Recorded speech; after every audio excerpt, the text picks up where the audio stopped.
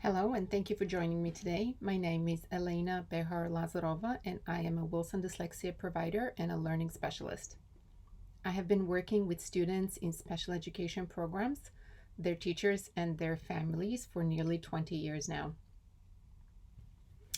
As I will try to explain, what do I mean by there is more to it than what's on the page? My objectives today are ambitious. I'm hoping that by the end of this talk, you will be able to understand the three ways we respond to the environment, define trauma, understand the connection between episodic memories and trauma, understand how trauma impacts students who struggle with reading or have been diagnosed with dyslexia, and gain strategies to support a trauma-informed intervention practice. So I've shared some information about me in the bio, but what you will not find there is that I was born in Bulgaria. This is a photo of my family in 1982. This is me. I'm almost 7 years old in this photo. My stepfather is holding our baby brother, and my mom is smiling. My older brother is 9. If you look at the way I am smiling, you can easily tell that I was a shy kid. You can also easily tell this was a happy moment for our family. What you cannot tell, however, is that my brother was a non-reader. He's a third grader in this photo, failing school and getting in all sorts of trouble. The school did not know what to do except call my mother and tell her of all the trouble he was getting himself into, and having exhausted all parenting strategies in her repertoire, when he turned 12, she sent him to live with our biological father. I wish the story had a happy ending, but it does not. He never graduated high school, and to this day has not been able to hold a job that will help him sustain a comfortable life. I am now certain that he had dyslexia, and in his case, this was trauma and dyslexia in a full-blown perfect storm. Before I delve deeper into it, I would like to touch on the terms that will keep coming on today. When it comes to trauma, the first thought we have when we think of it is usually that of the extremely disruptive events of life, such as a natural disaster, a car accident, the death of a loved one, or any kind of abuse. And while these are traumatic events and they cause significant damage to our well-being, prehistorically, the survival of mammals depended on their ability to live collaboratively, and being rejected or cast away meant certain death. And that fear of rejection triggers this prehistorically stored memory. This fear is encoded in each strand of our DNA, and we carry our DNA in each and every one of the estimated 30 trillion cells that make up our body. And this is why, whenever we find ourselves in a situation in which we feel disconnected from others, different, rejected, or outside of the norm, the intensity of the discomfort is so powerful. And so with that, today we will use Dr. Stephen Porges' definition of trauma as a chronic disruption of connectedness, as this definition is closest to the experience of students with difficulties in learning to read. The debate around what is an accurate and appropriate definition of dyslexia is still ongoing, and although it is a very important debate, defining dyslexia is beyond the scope of this talk. Not all students who struggle with reading have dyslexia. Not all students whose reading delays are a function of their dyslexia have been given an official dyslexia diagnosis. But all students struggling with text experience the same emotional wound. And for that reason, for our purpose today, I will use the term dyslexia as an umbrella term that encompasses all students who are struggling with acquiring the skill of reading, writing, and spelling, regardless of whether or not they have been officially diagnosed with having a specific learning disability.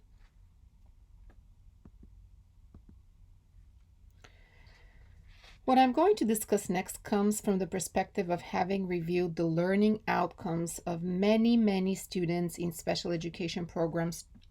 And to this date, this is approximately 2,000 students. Sometimes life has a way of arranging itself to allow us to see patterns that may not be obvious at first. And this is exactly what happened to me in 2019 when I began working for the Committee on Special Education in New York City and was charged with the conducting of annual reviews for students with individualized education plans across 11 charter schools. At that time, I had also developed a keen interest in exploring the question of why do we sometimes get stuck in patterns of behavior that may not serve us? And that is when I came across the trauma research. As I was reading article after an article, I came across the National Child Traumatic Stress Network, an American organization established by the US Congress in 2000. According to them, a single exposure of traumatic events may cause jumpiness, intrusive thoughts, interrupted sleep, nightmares, anger, moodiness, and social withdrawal, any of which can interfere with concentration and memory. Chronic exposure to traumatic events, however, especially during a child's early years, can adversely affect attention, memory, and cognition, reduce a child's ability to focus, organize, and process information, interfere with effective problem solving and planning, and cause overwhelming feelings of frustration and anxiety, physical symptoms like headaches and stomach aches, poor control of emotions, inconsistent academic performance, unpredictable and impulsive behavior, difficulty accepting criticism and reacting strongly when corrected, strong reactions to transitions and changes in routine.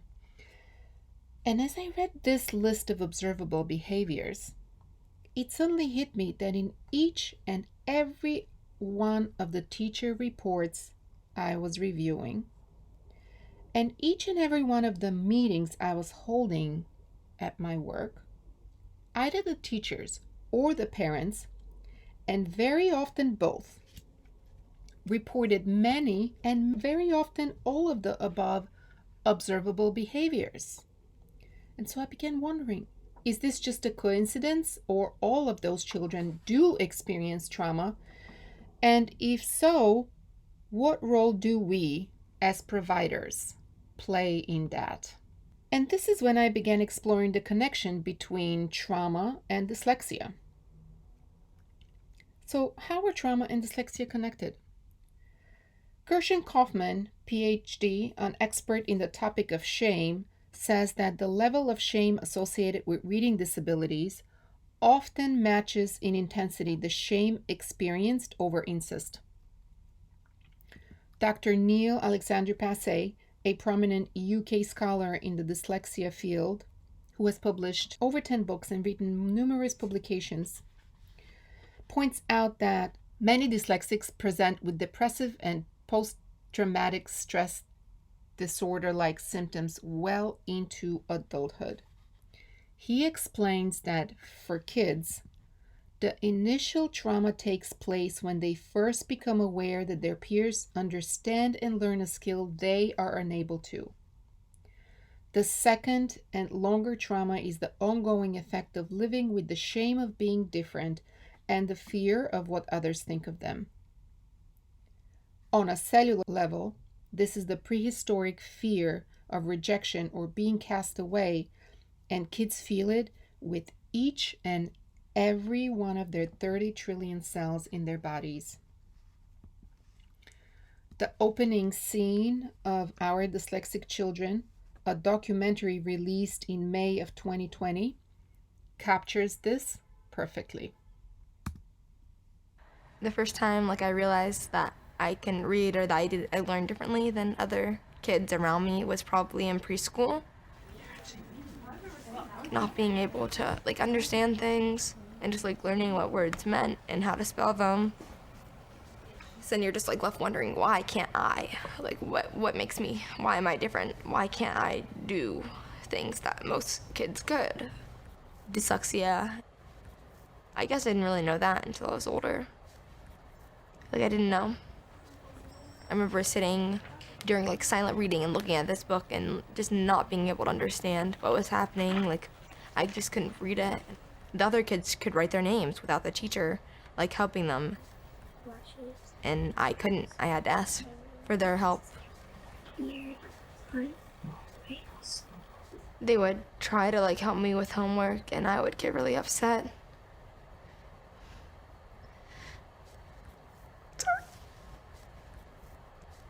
Just like frustration, and just like putting so much work in, and just like it was too much.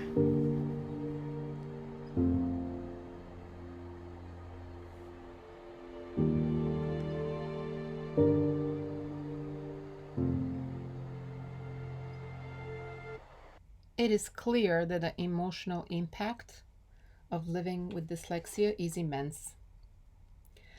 And the natural question that arises is, what can we as dyslexia specialists do? And the answer is becoming trauma-informed dyslexia practitioners. But what does that mean? Dr. Neil Alexander Passé states that there are two main schools of thought in the field of dyslexia. One focuses on the interventions and the other on the psychological impact of living with dyslexia. I think, however, that it is imperative that we consider a third school of thought, one that draws on the science of trauma to enhance our work with struggling readers, or a trauma-informed approach to dyslexia. Trauma-informed practitioners must be familiar with the science of trauma information, and because of that, we will now turn to neuroscience. Neuroscience is the study of the nervous system and the brain's impact on behavior and cognitive functions. The nervous system consists of the brain, spinal cord, sensory organs, and all of the nerves that connect these organs with the rest of the body. It is common to think that the brain regulates anything and everything about the body. When it comes to remediating reading difficulties, the focus has been on the brain's neuroplastic ability, or its ability to evolve and rewire itself in response to learning and experiences. One important factor that has been overlooked, however, is that the brain is not the boss. The brain is simply an organ, just like our heart or our lungs, and it answers to the real boss, the autonomic nervous system. The autonomic nervous system is the system of nerves that are responsible for controlling and regulating all vital bodily functions such as breathing and heart rate without our conscious awareness. And the brain, just like all other organs in our body, responds to signals from the autonomic nervous system. To fully understand the power of this interaction between the brain and the autonomic nervous system, we need to consider that there are 10 times more signals that are going from the fibers of the nerves that make up the autonomic nervous system up to the body than the other way around, from the brain down to the body. This is like data traveling down to the body in a one-way street, while a 10-lane superhighway carries the data up to the brain at all times, including when we are asleep. So it is not the brain, but it is the autonomic nervous system that runs the show, and it has the most important job of all, and that is to keep us alive. Dr. Stephen Porges' polyvagal theory helps explain this process. Polyvagal theory holds that the autonomic nervous system gathers sensory and environmental data through a process called neuroception, or detection without awareness, which happens deep beneath our conscious awareness. Since the most important thing to our nervous system is that we are alive, safety is monitored at all times in terms of both physical and emotional safety. As the autonomic nervous system responds to sensations in the body and signals from the environment around us, it evaluates the level of safety and activates one of three modes of response, with the first one being immobilization. This response gets activated when we are facing imminent death perceived in our environment. This is the path of last resort. It is a shutdown of the entire system using stillness as a survival response. Our heart rate decreases and blood flow to the brain is significantly reduced, impacting all cognitive functions. In the extreme, this causes fainting. This response is protecting us from experiencing extreme pain, both physical and emotional. In the classroom, this may look like a student physically appearing frozen, experiencing a behavioral shutdown, not being able to provide responses when asked a question, or gazing out the window into space. You may observe behaviors characteristic of depression. The second mode of response is called mobilization. If we perceive physical or emotional threat in the environment, this response prepares us to take action with the options of fighting or running away, using movement to protect us. There is so much going on in our bodies when we are in this state. To accommodate the increased demand of the large muscles of the arms and legs in preparation for escaping this perceived danger, the body prioritizes functions needed for immediate survival. So, executive functions are off. The blood vessels in the prefrontal cortex part of the brain contract, and the blood is redirected to the back of the brain, the cerebellum, which is the area that coordinates movement, balance, and posture. You would want that part of the brain to be well nourished to coordinate the escape from that perceived predator. Because the prefrontal cortex is offline, higher order critical thinking is suspended along with all other executive functions. As our physiology shifts to accommodate the fight or flight, blood is redirected away from the digestive system and towards the large muscles, which may cause tightness in the stomach, nausea, or a fluttering sensation in the gut. You might have felt these sensations before an important meeting or a presentation. In addition, our ability to read facial cues is affected as we often misread facial expressions. Neutral faces are perceived as dangerous. Our vision is also affected in this state as our pupils dilate to allow more light so we can see better, but only in the context of seeing the big picture, as our ability to focus on detail is inhibited. I often wonder how an impaired ability to focus on details impacts students who have to make distinctions between symbols such as B, D, P, and Q, which are essentially the same symbol with variance in directionality. And as if that's not enough, our vocalization and hearing is also impacted. Broca's area, which is where the formulation and expression of language take place, is located in the frontal cortex, but that's taken offline. The muscles of the middle ear, which control our ability to focus on human voice, can no longer work to regulate our prosody or our tone of voice, our pitch, and our volume. Our listening to and for human voices changes as the middle ear regulation shifts away from word listening and toward low frequency sounds of predators or high frequency sounds of distress. The areas of the brain which process sounds and language are impacted as the system is tuned to sounds of danger.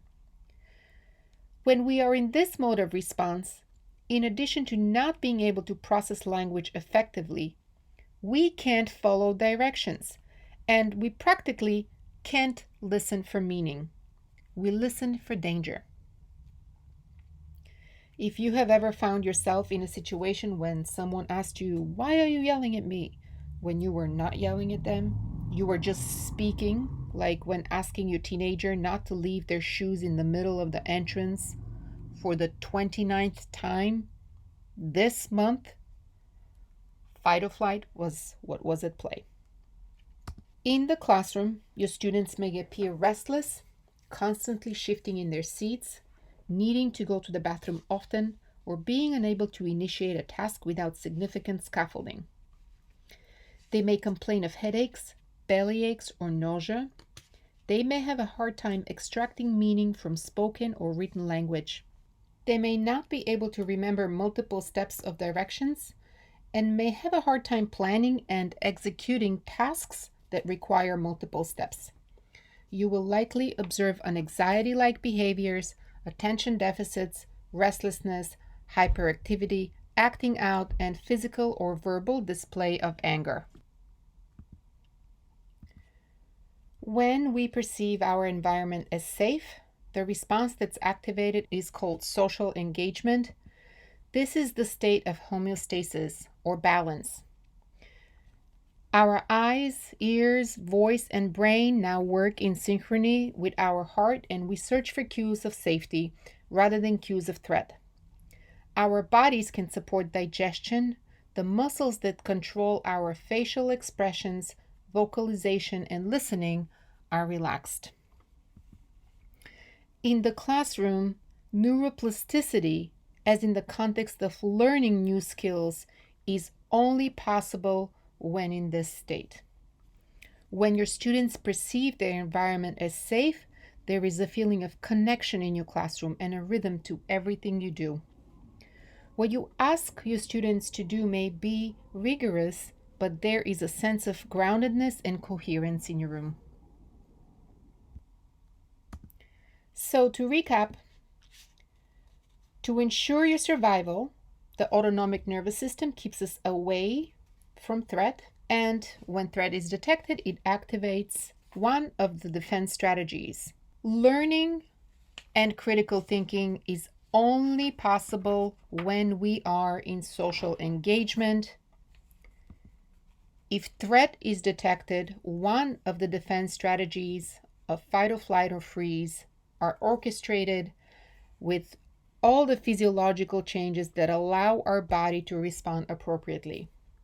Prolonged exposure to stress and chronic disruption of connectedness or trauma trains the autonomic nervous system to be hyper engaged in defense, which interferes with our ability to socially engage, communicate, and connect.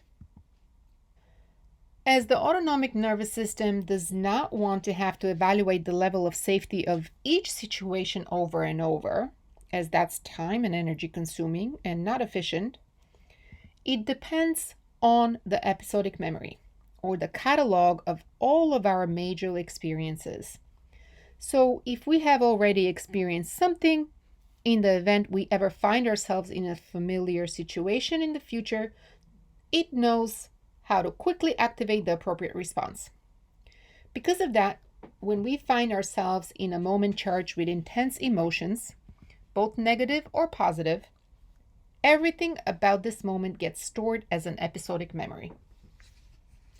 And this is important because it plays an integral role in trauma formation. Episodic memories are all about personal experiences. Events we've experienced that are associated with specific people and things at specific places and times are more likely to be stored as long-term memories. Unlike facts or semantic memories, which are about intellectual information, episodic memories involve the body and the senses.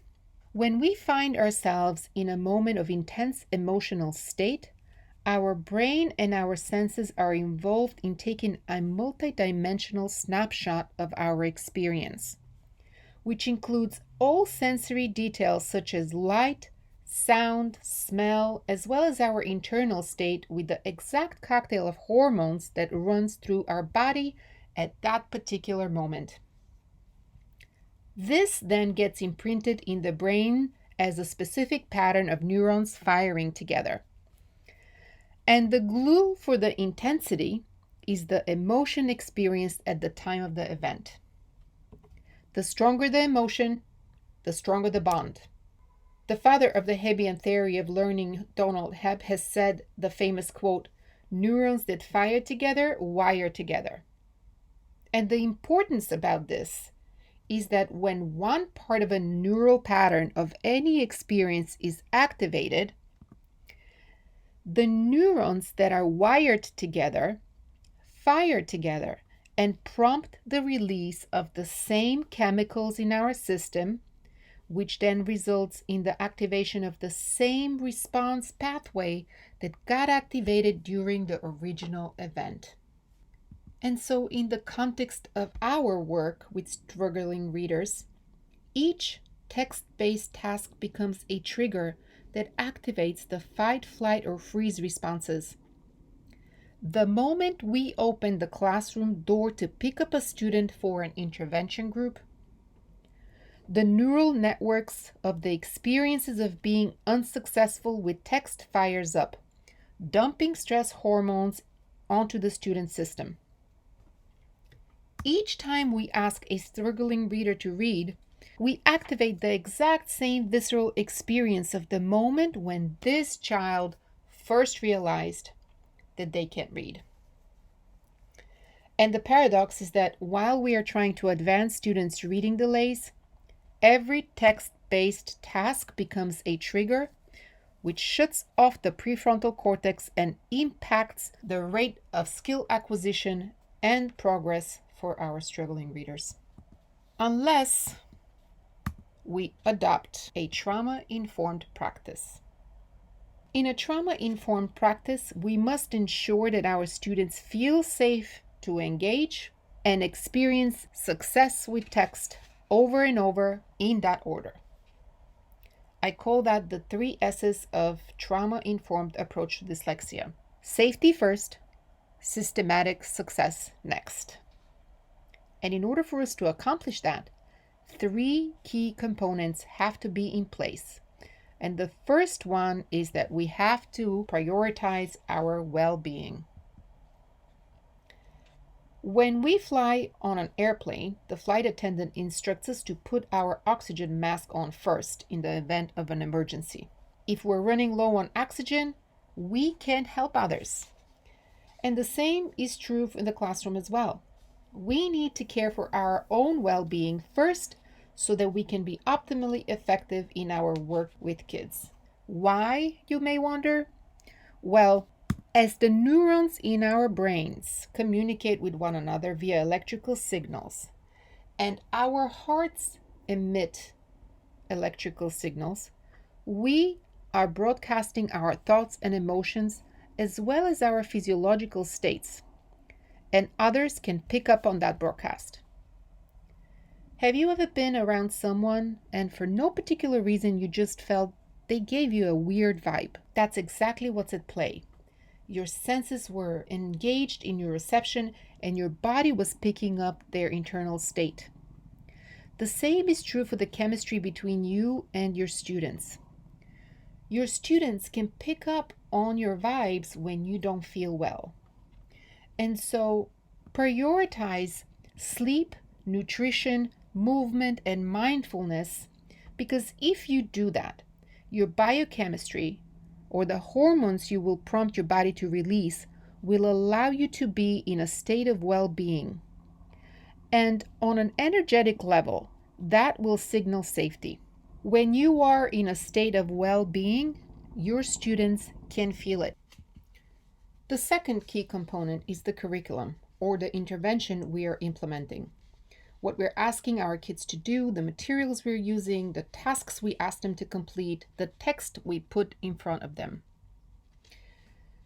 When kids perceive a task as too difficult, the autonomic reaction is helplessness and retreat, and with that in mind, structured literacy provides the foundation of a safe educational environment. It's an approach to reading instruction that can be beneficial not only for students with reading disabilities, but also for other at-risk students, including English language learners. In a structured literacy classroom, children know exactly what they're expected to do. They are supported with explicit demonstrations, and provided with ample opportunities for guided practice. The frequent correct practice leads to automaticity, which frees up the prefrontal cortex to coordinate higher order, more complex tasks. Providing the just right challenge allows for successful engagement, which then allows for repeated experience of success in working with text. With that, structured literacy's approach to instruction is an essential component of undoing the trauma that struggling with text creates on a child's nervous system. As explicit, systematic, and sequential instruction is safe. But there is more to it than what's on the page we put in front of our struggling readers. If we think of the autonomic nervous system as an alarm system, for dyslexics and struggling readers, that alarm is stuck on the highest, most sensitive setting of threat detection, and it goes off immediately when asked to work with text. Being a trauma-informed practitioner means that you can recognize when students' bodies and minds are not optimized for learning, and you can disarm this alarm to prevent it from turning on when asked to work with text. And so, to disarm the alarm, we must adopt the following 5 powerful practices. 1 is teach with mind-body awareness. Remember all the physiological changes that are at play when we are in a fight or flight? When the brain and body are in defense, how we interpret facial and body cues is impaired, and our ability to extract meaning from language is inhibited. We can radiate safety by being aware of our facial expression, our body position, and our movements. So, smile. Remember, neutral faces are perceived as dangerous. Choose your words carefully. Regulate the volume, intonation, and pace of your speech. Be mindful of what you say and how you say it. Remember, students' sense of listening and hearing is impaired when they are in fight or flight. Sit near your students. There is a difference in how a child will perceive you when you're sitting beside them as opposed to when you're standing in front of them. Be in proximity whenever you can. The proximity effect refers to the idea that physical and physiological nearness to others tends to increase interpersonal liking, and with that, kids will be more receptive of what you ask of them to do. Talk to kids about the brain and the autonomic responses. They love knowing how their bodies work. 2 is empower your students. Dyslexia is a lifelong experience. Although significant decoding skills can be gained when an appropriate intervention is implemented, the brain's struggle with forming associations between symbols and sounds is for life. And so talk to kids about dyslexia in terms of diversity rather than disability. Help them remove the shame of being different. Help kids be aware of their goals and progress. Have you ever noticed kids in your groups look up when they are asked to read a list of words? That is an autonomic behavior, as kids are trying to read the clues of your body in search of confirmation if they're doing it right. And this is a fear-driven behavior which signals that the prefrontal cortex is offline. Help kids know how they're doing. Make progress monitoring interactive and visible. Engage them in entering their scores in graphs and charts. Give kids voice and provide opportunities for choice whenever possible. Teach self-advocacy skills so your students can express what they need in effective ways. Teach kids how to use technology to gain independence and engage in culturally responsive practices to promote a sense of belonging, which activates the social engagement response and primes the mind for learning. 3 is routines. Rhythm and predictability are neurocepted as safe. Remember that the autonomic nervous system does not like to figure out everything from scratch. The old and familiar is what's safe. Having a routine, knowing what to do next, allows children to focus on how to do something rather than figuring out what they have to do. And so, have a routine for everything. Teach the routines explicitly, rehearse them, and have them displayed visually. Make them interactive whenever possible. Routines are important for us as practitioners too. If you are in a school setting, you may have a group after group after group, with each group being on a different lesson or an entirely different program. Having all materials right by your side and ready to go takes time to prepare, but it's an important factor of how smooth a session goes. When we have all materials right there ready to go, we feel rehearsed and calm. Number 4 is provide error-safe spaces. The word safe has come up so many times, and this is where it matters the most, because in our work with students who struggle with text, we are working against the episodic memories, trying to undo the chemistry and wiring of all the other times when this student made an error and felt shame because of it. So make it hard to make an error. Say, model, write, and draw the steps and directions of all tasks. Remember that the muscles of the middle ear are impacted, and the student's prefrontal cortex is offline, which impacts working memory, higher order critical thinking, as well as their ability to extract meaning from language. If a student is worried for just a split second they might get something wrong, fight or flight is on. Help them shut it off. Have the directions right there for them. Give kids heads up. Tell them, I'll ask you to read this tomorrow. Want to take it home and practice? And allow them to rehearse whenever possible. But when you notice an error, provide mindful corrective feedback. If you hear a student give a wrong response during an oral reading drill, you can say, my turn, then say the correct response, and then you say your turn and have the student repeat the correct response. Then move on to the next item. Keep track of errors and include in consequent sessions. A side note here is that you will have to teach this as an error correction routine. When you use the terms my turn, your turn, you trigger the episodic memory of playing a game, and this is neurocepted as safe. And here is a video of this. Letter name, letter sound. One voice. 3, 2, 1. Y, X, L, R, L, H, W, N, M, J, Z, C, H. My turn. C-H, your turn. C, H, W, H, U, Louder, can hear you.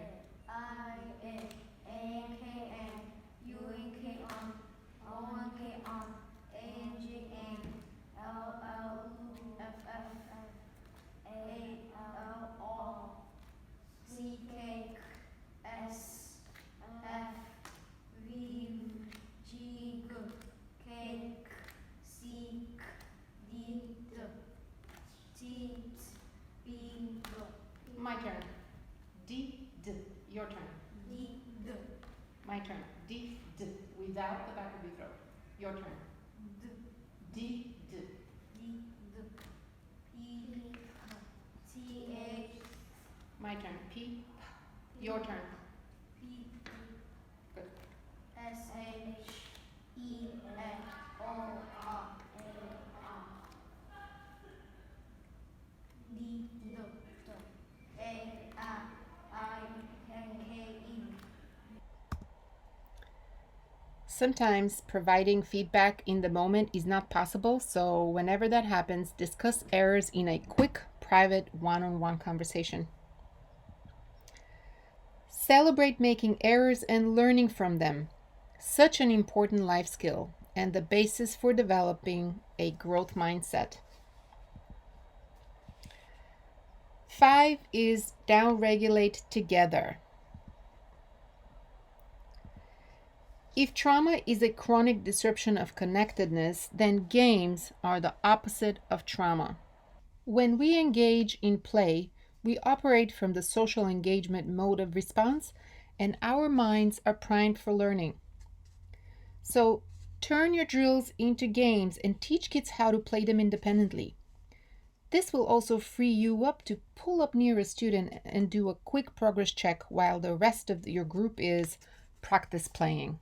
2 games I always teach my kids to play are Say or Think and I'm Looking For. Email me for directions if you're interested in teaching your students how to practice play. Engage in mindfulness and meditation. Consider beginning your sessions with a short breathing exercise. When we engage in breathing exercises, we prompt the release of acetylcholine, a neurotransmitter that plays an important role in our capacity to calm down. You can have your students inhale for 3 counts, hold for 4 counts, and exhale for 5. Any combination of numbers will work here as long as the exhale is longer than the inhale. Meditation decreases the level of stress hormones that flood our system and calms down the areas of the brain that scan for danger. It improves emotional regulation and allows us to be less reactive to stressful situations, all of which are prerequisites of social engagement and learning. In closing, the processes essential to learning are inhibited when we are in a fight, flight, or shutdown mode. Learning is only possible when we perceive our environment as safe. And being trauma-informed practitioners is what will allow us to deliver interventions in a way that will help our students feel safe to engage so they can experience success with text. Scaffold, smile, and remember, there is more to it than what's on the page. Thank you so much for taking the time to watch my video. Please feel free to connect with me with any questions or comments. I would love to hear from you.